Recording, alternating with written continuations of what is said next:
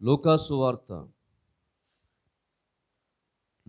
వార్త 13వ అధ్యాయము 6వ వచనం. లూకాసు వార్త 13వ అధ్యాయము 6వ వచనం. మరియు ఆయన వారితో ఈ ఉపమానము చెప్పెను. ఒక మనుషుని ద్రాక్ష తోటలో అంజూరపు చెట్టు ఒకటి నాటబడి ఉండెను. అతడు దాని పండ్లు వెదక వచ్చినప్పుడు ఏమీయూ దొరకలేదు. గనుక అతడు, ఇదిగో 3 ఏండ్ల నుండి నేను ఈ అంజూరపు చెట్టును వెతక వచ్చుచున్నాను, కానీ ఏమీయూ దొరకలేదు. దీనిని నరికి వేయుము, దీని వలన ఈ భూమి ఎలా వ్యర్థమైపోవనని ద్రాక్ష తోట మాలితో చెప్పాను. అయితే వాడు, అయ్యా, దాని చుట్టూ త్రవ్వి ఎరువు వేయుమట్టుకు ఈ సంవత్సరం కూడా ఉండనిమ్ము. అది ఫలించినా సరే, లేని ఎడల నరికి వేయమని అతనితో చెప్పాను. దేవునికి మహిమ కలుగునుగాక. దేవునికి స్తుతి కలుగునుగాక. ప్రభునందు ప్రియమైన వారలారా, దేవుడు మనల్ని ఈ 2020వ సంవత్సరం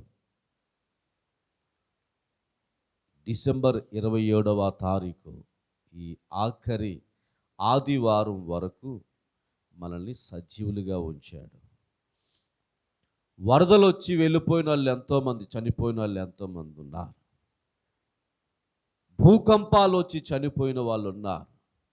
ప్రపంచవ్యాప్తంగా భయంకరమైన కరోనా కాటు వేసి చనిపోయిన వాళ్ళు ఎంతోమంది ఉన్నారు. హార్ట్ అటాక్ల ద్వారా చనిపోయిన వాళ్ళు, బీపీల ద్వారా చనిపోయిన వాళ్ళు, బ్రెయిన్ పాడై చనిపోయిన వాళ్ళు, లివర్ కిడ్నీలు పాడై చనిపోయిన వాళ్ళు ఈ యొక్క భూలోకాన్ని విడిచారో ఈ దినమును చూడలేని వారు ఎంతోమంది ఉన్నారు. కానీ ప్రభువు మనకి దయ చూపి, కృప చూపి, మన ఆయుష్కాలాన్ని పొడిగించి తన కనుదృష్టి మన మీద ఉంచి, మన ఊపిరి మన జీవం ఏ పాటుతో తెలుసా? అంతలో కనబడి అంతలో మాయమైపోయే ఆవిరి లాంటిది, ఎగురిపోయే పొట్టు లాంటిది, రాలిపోయే పువ్వు లాంటిది, అడవి గడ్డి లాంటిది, నేత కాని నాడి లాంటిది, సాగిపోయే నీడ లాంటిది మన బ్రతుకు, పగిలిపోయే బుడగ లాంటిది మన బ్రతుకు. అటువంటి ఈ అల్ప జీవితాన్ని దేవుడు ఇంతవరకు తన దృష్టి ఉంచి, సుమా, డాక్టర్ల పర్యవేక్షణలో మనం సజీవంగా లేము, లేక తల్లిదండ్రుల యొక్క పర్యవేక్షణలో మనం సజీవులుగా లేము, లేకపోతే హెల్దీ ఫుడ్, న్యూట్రిషన్ ఫుడ్, ఆరోగ్యకరమైన ఆహారం తీసుకోవడం వల్ల మనం సజీవులుగా ఆరోగ్యంగా లేము. కానీ నేటి వరకు మనం నిలిచి ఉన్నామంటే ఆ మహాదేవుని దయా సంకల్పం, దయా కిరీటం, ఆయన కృప సంవత్సరం మొదలుకొని సంవత్సరాంతము వరకు కూడా ఆయన కనుదృష్టి మనపై ఉంది కాబట్టి ఆరోగ్యంగా ఉన్నాం. ఇశ్రాయేలును కాపాడువాడు కునుకడు, నిద్రపోడు. మీ తల్లిదండ్రులు, మీ బంధువులు ఆదమరిచి నిద్రపోవచ్చు. ఏ స్త్రీ అయినా తన చంటి బిడ్డను మరచునా, వారైనా మరచుదురేమో, కానీ నేను నిన్ను మరువను అన్న దేవుడు మరువకుండా, విడవకుండా, నిద్రపోకుండా కనుదృష్టి నీ మీద పెట్టి, నీవు కూడా అదమరిచి నిద్రపోయినా ఆయన నీ యొక్క అవయవాలను ఆరోగ్యపరిచి, ఒక్క క్షణం గుండె కొట్టుకోవడం ఆగిపోతే అయిపోయినట్టు మనం అది సక్రంగా పనిచేసేలా దేవుడు చేసి ఇప్పుడు ఇక్కడ ఎలా నిలిపాడు మనందరినీ కూడా. అందుకు చప్పట్లు కొట్టి గట్టిగా దేవుడికి స్తోత్రం చెప్దాం. Hallelujah, hallelujah, praise the Lord, hallelujah. Thank you Jesus, thank you Lord, thank you Lord. ఏమిచ్చి మనం ఆ రుణం తీర్చలేం. నువ్వు చేసిన ఉపకారములకు, నువ్వు చేసిన మేలుకు నేనేమి చెల్లించుదును? రక్షణ పాత్రను చేతపుచ్చుకుని యెహోవా నామమును సన్నుతించెదను అంటున్నాడు కీర్తనాకారుడు. నా ప్రాణమా, మర్చిపోవద్దు ఆయన ఉపకారాలు, మర్చిపోవద్దు. చావుగోతులోండి సజీవులుగా లేపాడు, మరణ పడకలుండి మహిమలోకి తీసుకొచ్చాడు. ఏది మర్చిపోవద్దు. నీ సంకటాలు కుదిర్చాడు. ఆయన చేసిన ఉపకారాలకి నేను ఏమి చెల్లించదను. కాబట్టి బలి నైవేద్యాలు దేవుడు కోరుకోవట్లేదు. భయపడుతున్నారేమో ఆయన సేవించడానికి, ఆయన దగ్గర రావడానికి. బలి నైవేద్యాలు ఏం కోరట్లేదు. వెండి బంగారాలు ఏమి దేవుడు కోరుకోవట్లేదు. కానీ విరిగి నలిగిన మనస్సు ఒకటి నాకు ఇస్తే చాలు, శుద్ధమైన మనసు నాకు ఇస్తే చాలు అంటున్నాడు దేవుడు. అది నేర్చుకోండి ఫస్ట్. నేను క్రిస్మస్కి 1000 రూపాయలు ఏమైనా, 2000 రూపాయలు ఏమైనా, 3000 రూపాయలు అయినా, లేకపోతే కేక్ పెట్టుకున్నా, బూరు పెట్టుకున్నా, లేకపోతే న్యూ ఇయర్కి నేను ఏం చేయను, నా వంతు ఏంటి, అదేం కాదు. ఫస్ట్ నీ విరిగి నలిగిన హృదయం ఫస్ట్ కావాలి దేవుడికి. విరిగి నలిగిన హృదయమే దేవునికి ఇష్టమైన బలులు.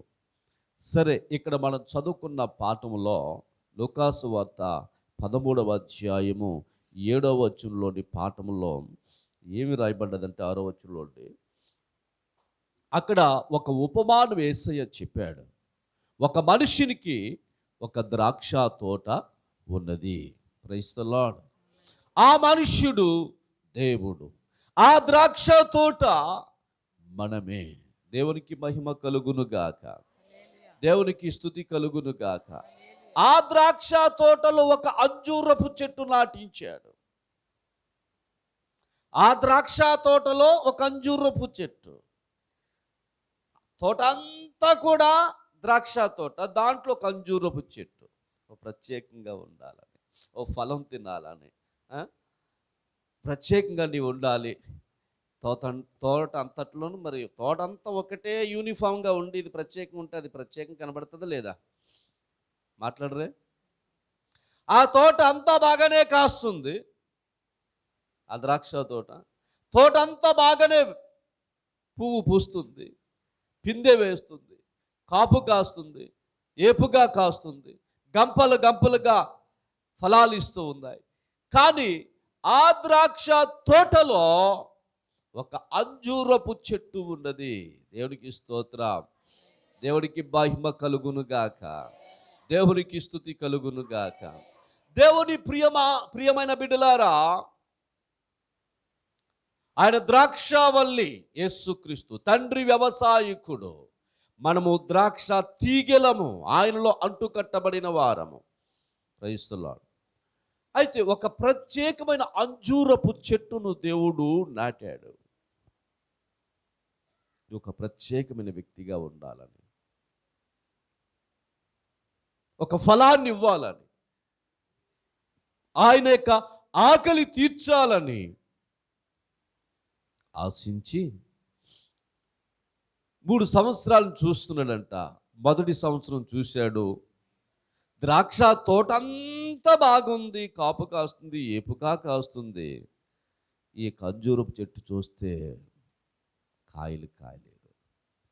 మనసులో అనుకున్నాడు, తీసేస్తే వదిలిపోద్దేమో.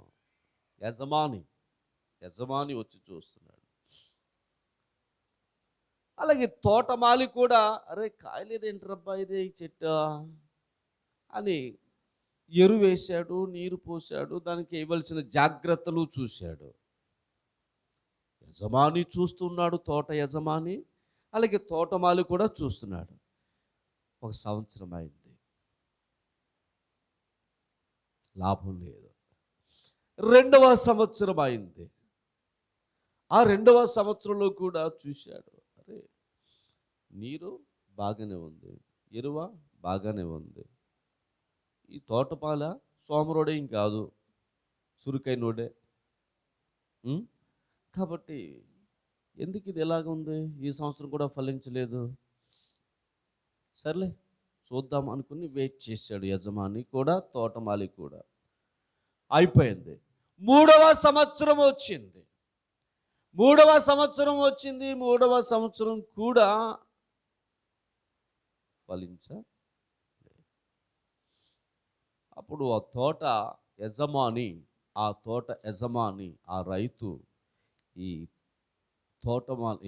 రైతు తోటమాలిని పిలిచి, ఈ తోట కాసేవాడిని పిలిచి, అబ్బాయి ఇట్రా, ఈ అంజూరపు చెట్టును చూసావు కదా? అయ్యా చూశాను. నేను ఈ తోట అంతా చూస్తున్నాను, ద్రాక్ష తీగలు బాగానే ఫలిస్తున్నాయి, తోటంతా యూనిఫామ్గా చక్కగా బాగానే ఉంది. కానీ ఈ అంజూరపు చెట్టు ఏంటయ్యా, 3 సంవత్సరాల నుంచి ఏదో ఒక పండు తిందామని వస్తున్నాను, ఈ చెట్టు ఒక కాయన్నా కాస్తుందేమో అని చూడడానికి వస్తున్నాను. 3 సంవత్సరాల నుంచి ఇలా చూస్తూనే ఉన్నాను, నిరాశతో వెళ్ళిపోతూనే ఉన్నాను. ఏపుగా ఎదిగిపోతుంది, కొమ్మలు రెమ్మలు బాగా ఎదిగిపోతున్నాయి. 3 సంవత్సరాల నుంచి కనీసం ఒక్క పండైనా తిందామని ఆశిస్తే లాభం లేదు. గనుక ఎందుకయ్యా ఇది? యజమాని చెప్తున్నాడు, రైతు, ఆ తోట యజమాని తోటమాలతో చెప్తున్నాడు, ఎందుకయ్యా ఈ చెట్టు? ఎందుకు ఈ చెట్టు? తీసి పారేయొచ్చు కదా, నరికి పారేయొచ్చు కదా, కాల్చి పారేయొచ్చు కదా. దీనివల్ల నీ శ్రమ వేస్ట్ అవుతుంది, దీనివల్ల భూసారము వృధా అవుతుంది, దీని కొమ్మలు అటు ఇటు వెళ్ళటం వల్ల ద్రాక్ష తోట పూలు పూయడం కానీ కాయలు కాయడం కానీ వాటికి కూడా ఇబ్బంది అవుతుంది.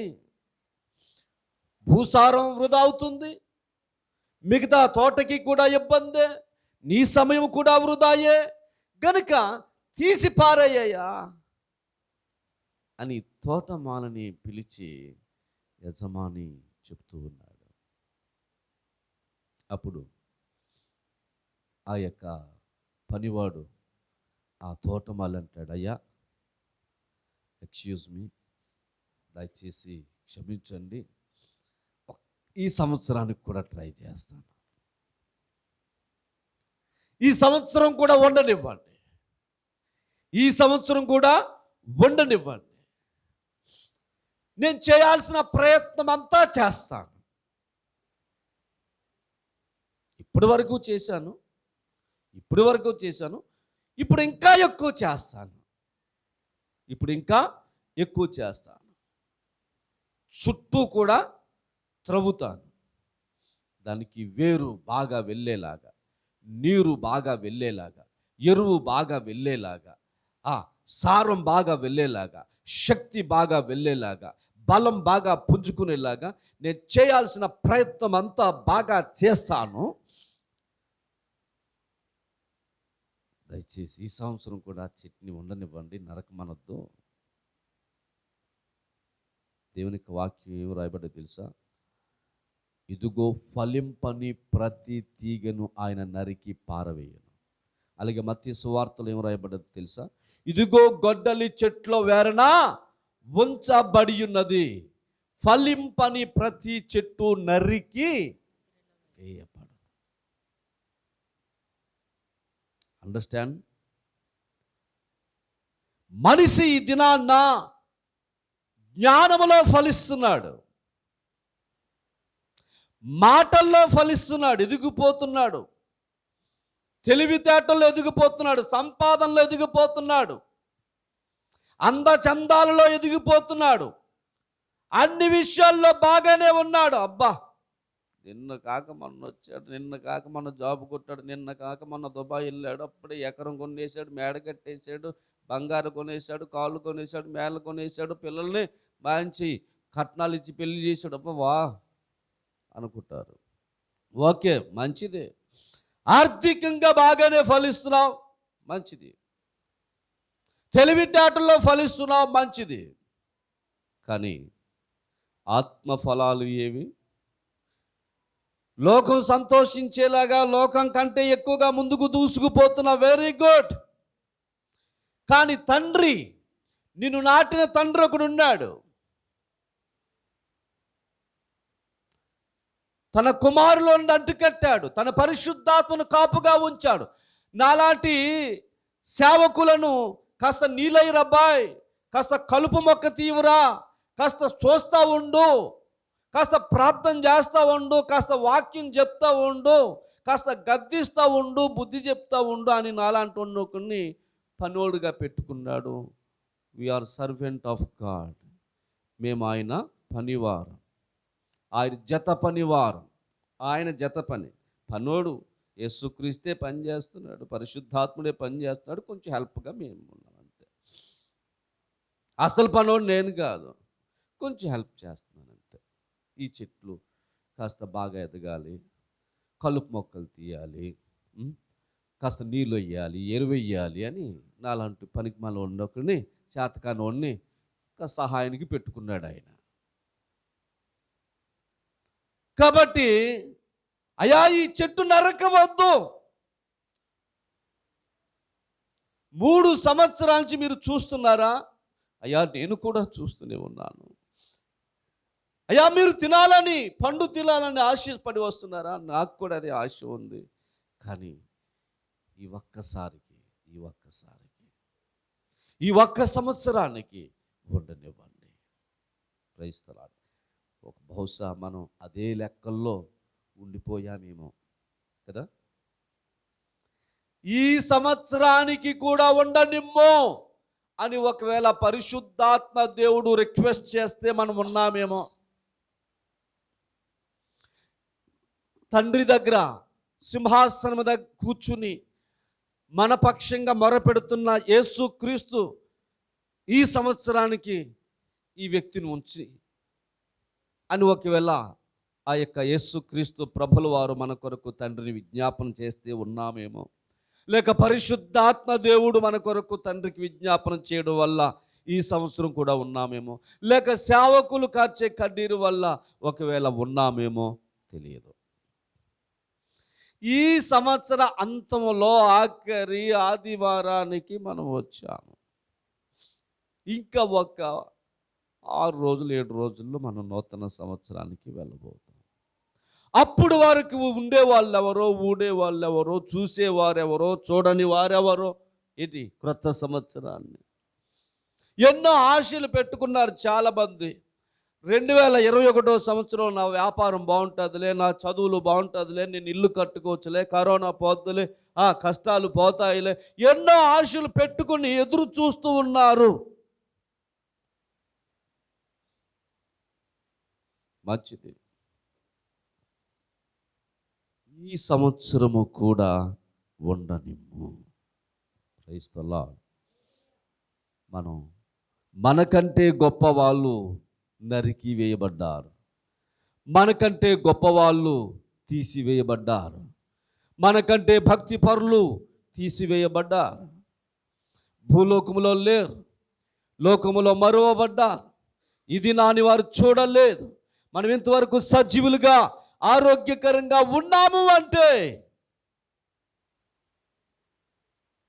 ఒకవేళ బై ద రిక్వెస్ట్ ద్వారా మనం ఉన్నాం, మనం రిక్వెస్ట్ వల్ల ఉన్నామేమో. ఒకవేళ అయిపోవలసిన వారమే, వెళ్ళిపోవలసిన వారమే, మరవబడవలసిన వారమే, విడవబడవలసిన వారమే, తొడవబడవలసిన వారమే, కానీ ఇంకా ఉన్నామంటే ఈ సంవత్సరము కూడా ఉండనిమ్ము అని ఒకవేళ తోటమాలి చెప్పడను బట్టి యజమాని కనికరించి సరేరా చూద్దాంలే అని ఒకవేళ గ్రేస్ పీరియడ్ మనకి ఇచ్చాడేమో. గ్రేస్ పీరియడ్ దేవుడు మనకి ఇచ్చాడేమో. Praise the lord. వినండి. ఇంతవరకు నీవు ఉన్నావంటే ఆయన ఎదురు చూస్తూ ఉన్నాడు. ఒకసారి యేసయ్య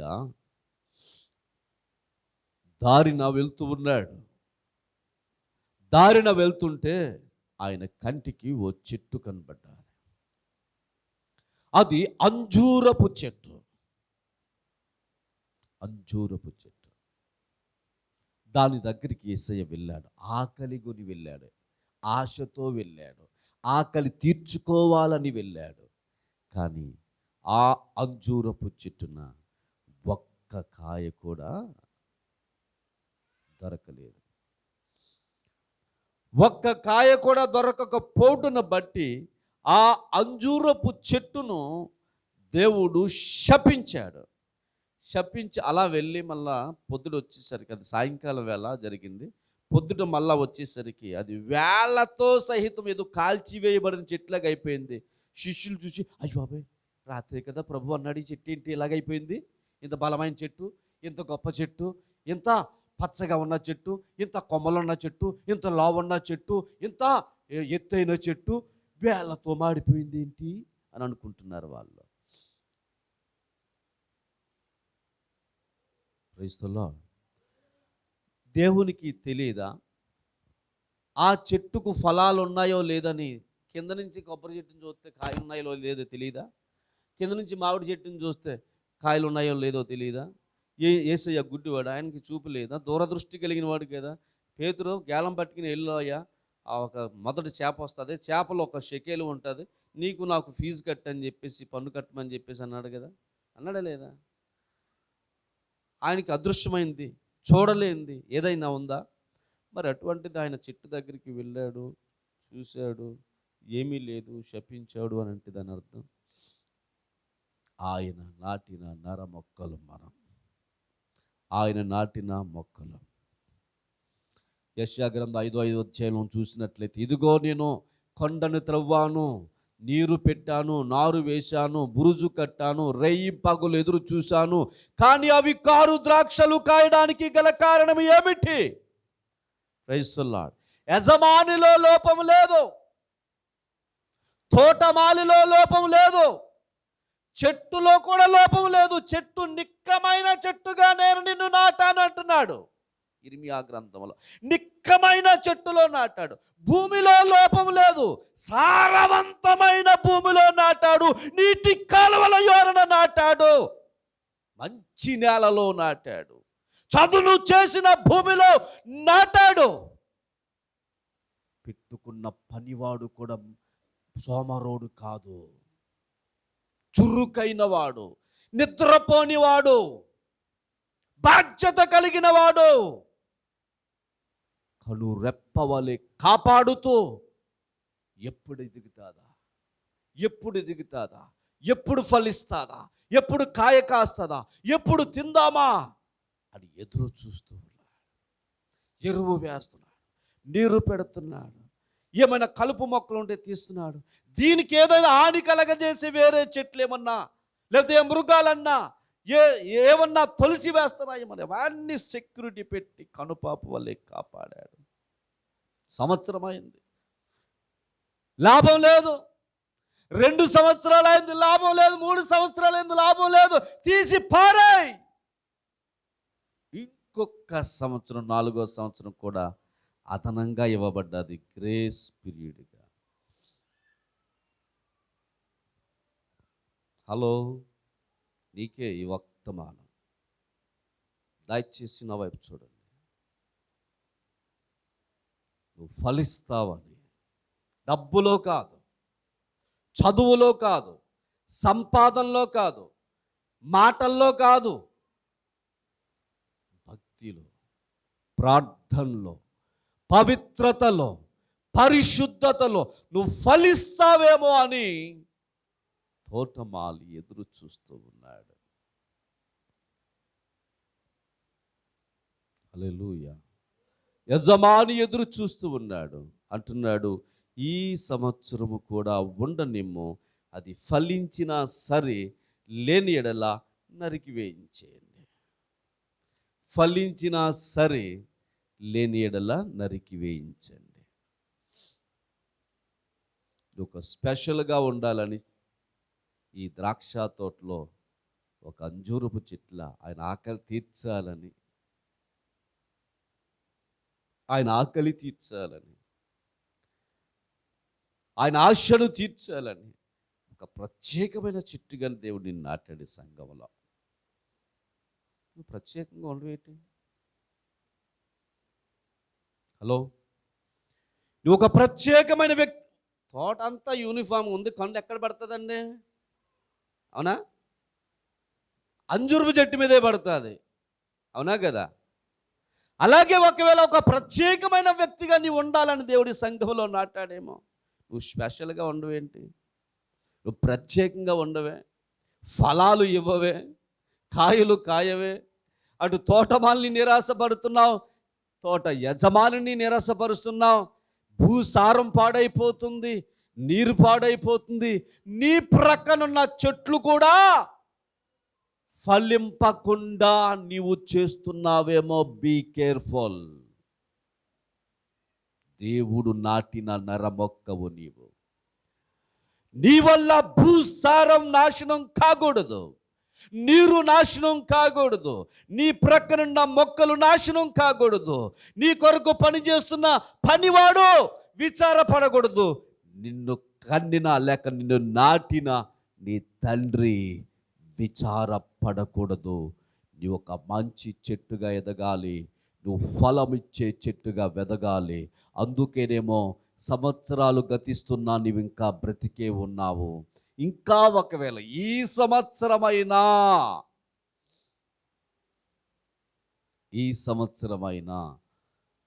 పువ్వు వస్తాదేమో, పిండి వస్తాదేమో, కాపు కాస్తావేమో, ఫలం ఇస్తావేమో అని ఎదురు చూస్తున్నాడేమో. యేసయ్య ఆకలి కొని వెళ్ళాడు. ఆకలి ఏదండి? వేస్తుందా వేయదా? దీనికి ఆశ, ఆకలి కాదు ఆశ ఉంటుంది. నా కొడుకు ప్రయోజకుడైతే ఆడి సంపాదనలో ఒక ముద్ద తినాలి అని అనుకుంటారు తల్లిదండ్రులు కదా, అవునా కదా? అలాగే ఒక చెట్టు, లేకపోతే ఒక పూల చెట్టు, ఒక ఫల చెట్టు, లేకపోతే ఒక కూరగాయల చెట్టు, లేకపోతే ఏదోటి నాటామనుకో, ఎన్నిసార్లు చూస్తాం, ఎన్నిసార్లు వెళ్తాం. పువ్వులు పోస్తుందా, తల్లో పెడుకుందాం, కాపు కాస్తుందా, కూర వండుకుందాం, కాపు కాస్తుందా, ఫలాన్ని తిందాం, ఎంత ఆశపడతాం కదా మనమే స్వయంగా నాటితే. అందుకే రైతులు చూడండి, వ్యవసాయం చేస్తారు, ఎన్నోసార్లు ఎరువులు కొడుతుంటారు, మందులు వేస్తారు, నీరు పెడుతుంటారు. అబ్బా నాకు ఈసారి 40 కాడికి అయిందండి, ఎంత హ్యాపీ, ఎంత సంతోషపడతాడు. నాటిన ప్రతి ఒక్కడికి ఆశ ఉంటుందండి. ఉంటుందా ఉండదా? నాటిన ప్రతి ఒక్కడికి ఆశ ఉంటుంది. ఆయన నాటిన నరమొక్కలు మనం. ఆయన చాలా బాధ్యతగా కేర్గా ఉన్నాడు. ఆయన అంటు ఎక్కడి తీసాడు తెలుసా? తన కుమారులో నుండి అంటు తీయబడ్డాడు. ఎక్కడి తీయబడ్డావు? అంటే ఎక్కడ అనుక ఆయనలోండి తీయబడ్డావు నీవు. నీకు వేసేటువంటి నీరేంటో తెలుసా? ఆయన రక్తమే. ఆయన రక్తమే నీరుగా ప్రవహిస్తుంది. నీకు వేసే ఎరువేంటో తెలుసా? వాక్యమే. నీకు కాపలా కాసేది ఎవరో తెలుసా? పరిశుద్ధాత్ముడు, ఆయనకి సహకారంగా నాలాంటి సేవకుడు. నీకు కాపలా కాసేది. నిన్ను నాటింది ఎక్కడో తెలుసా? నీటి కాలువల యోరన నాటాడు. ఎక్కడ నాటాడు? నీటి కాలువల యోరన నాటాడు. సారవంతమైన భూమిలో నాటాడు. ఎలా నాటాడు తెలుసా? నిక్కరమైన చెట్టుగా నాటాడు.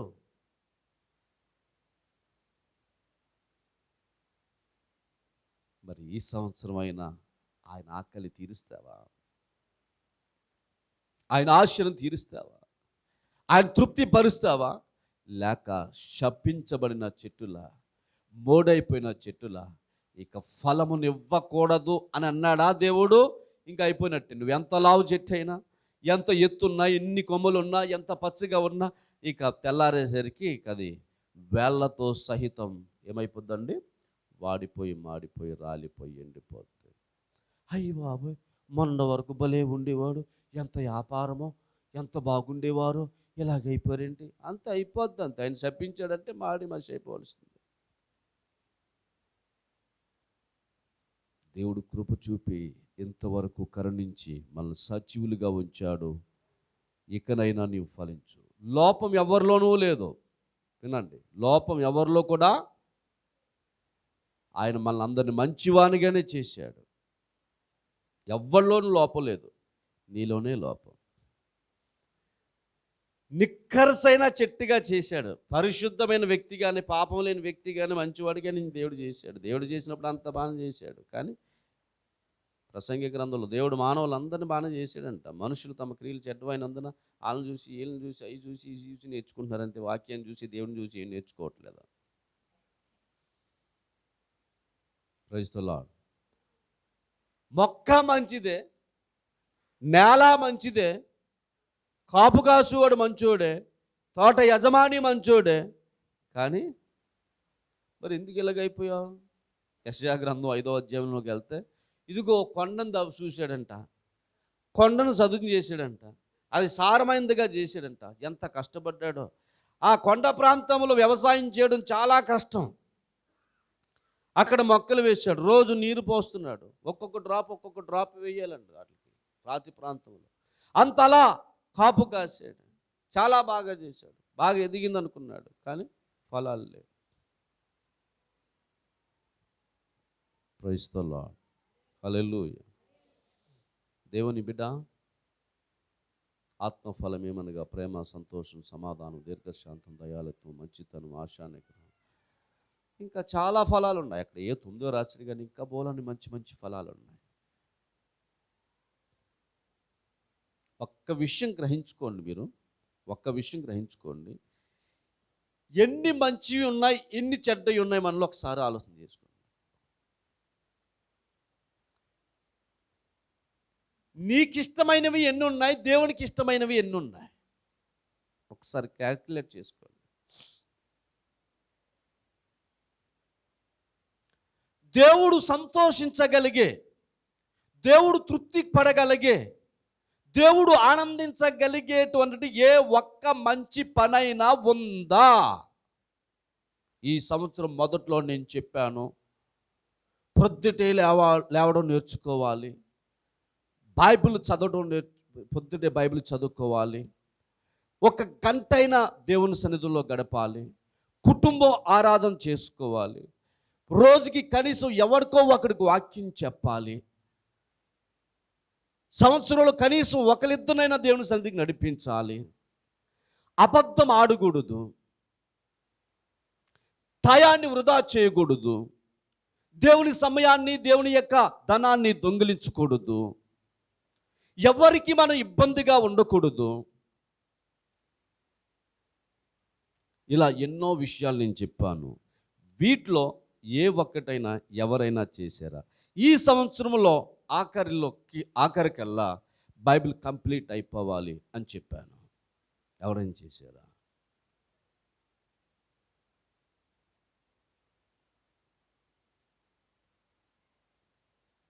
ఏ ఒక్క మంచి పని ఉంది ఇక్కడ? తోట పాలకి